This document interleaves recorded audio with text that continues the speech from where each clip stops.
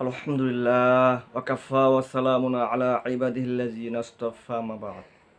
সুপ্রিয় দিনদার মুত্তাকি ভাই বোনেরা, আজকে আপনাদের সম্মুখে যে বিষয়টি নিয়ে যে হাদিস থেকে একটি আলোচনা নিয়ে হাজির হচ্ছিলাম সেটা হলো একটা দেশে বা একটা সমাজে কখন কেন গজব নেমে আসে।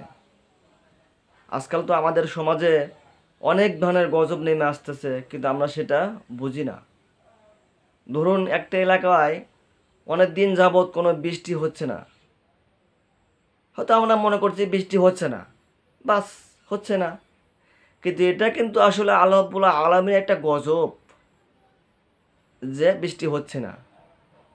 কোনো কোনো এলাকায় দেখেন গার্মেন্টস পুড়ে যায়, কোনো কোনো এলাকায় দেখেন অনেক ঝড় বৃষ্টি বয়ে যায়।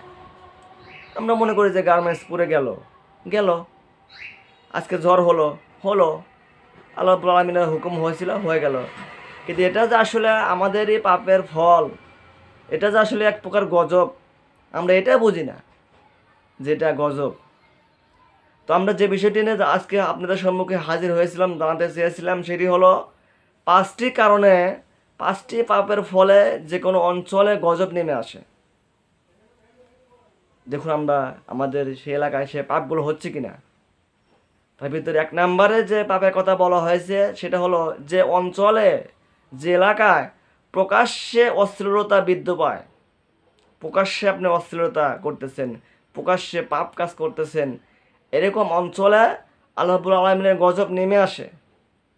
আজকাল তো আমাদের সমাজে প্রকাশ্যে পাপ কাজ হচ্ছে, প্রকাশ্যে অশ্লীলতা বৃদ্ধি পাচ্ছে, প্রকাশ্যে গান বাজনা এরকম বেহায়াপনা বৃদ্ধি হতে চলেছে, সেজন্য আমাদের এত গজব নেমে আসে।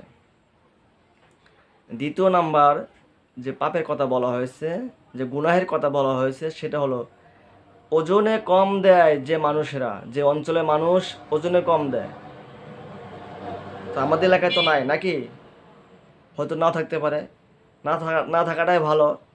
তো যদি আমরা ওজনে কম দেই আমাদের ব্যবসার ক্ষেত্রে, হয়তো ওজনে কম দেয় যারা মেপে ব্যবসা করে তারা, তাহলে আরও যাদের ব্যবসা রয়েছে তারা কি করে, তারা কিন্তু সেখানে ভেজাল দ্রব্য কি করে মিক্সার করে এবং ব্যবসা কি করে জালিয়াতি করে। এরকমভাবে যে অঞ্চলে মানুষ ওজনে কম দেয় সে অঞ্চলে কি হবে, কোনো না কোনো সময় এক ধরনের বিপদ নেমে আসবে।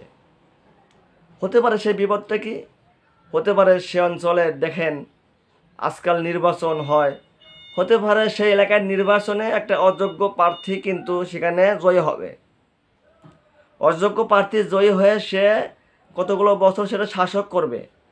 এটাও কিন্তু এক ধরনের গজবের ভিতরে পড়ে। আল্লাহ আমি কি করলেন, আমাদের জন্য একটা খারাপ বাদশা, খারাপ এরকম কি বলেন ব্যক্তি আমাদের জন্য নিযুক্ত করলেন, তাকে দ্বারা আমাদেরকে কি করবেন, বিপদ দান করবেন এবং কি করবেন, সমস্যায় ফেলবেন। যা হোক আমরা সেদিকে যাচ্ছি না।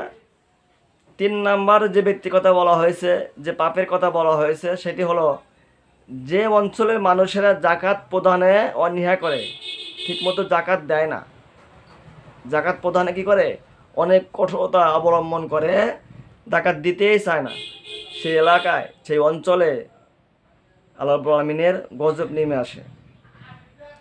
5 নম্বরের কথা যে বলা হয়েছে, যে যে গ্রামের, যে মানুষের, যে অঞ্চলের মানুষেরা নবী করিম সাল্লাল্লাহু আলাইহি সাল্লাম এবং আল্লাহ রাব্বুল আলামিনের হুকুমকে জুলুম মনে করে, তার হুকুমের কি করে অবাধ্য করে। হাদিস, কোরআন এবং হাদিসে যেভাবে আমলের কথা এসেছে, কোরআন এবং হাদিসে যেভাবে ইবাদত করার কথা বলা হয়েছে, তাদের কাছে সেটা জুলুম মনে হয়, তাদের কাছে সেটা অনেক কষ্টকর মনে হয়। এরকমভাবে কষ্টকর মনে করে যারা আমল করে, যারা ইবাদত করতে অনীহা করে, সেই অঞ্চলের প্রতি, সেই সমাজের প্রতি, সেই দেশের প্রতিও আল্লাহ রাব্বুল আলামিনের গজব নেমে আসে। প্রিয় মুসলমান, প্রিয় ভাইরা।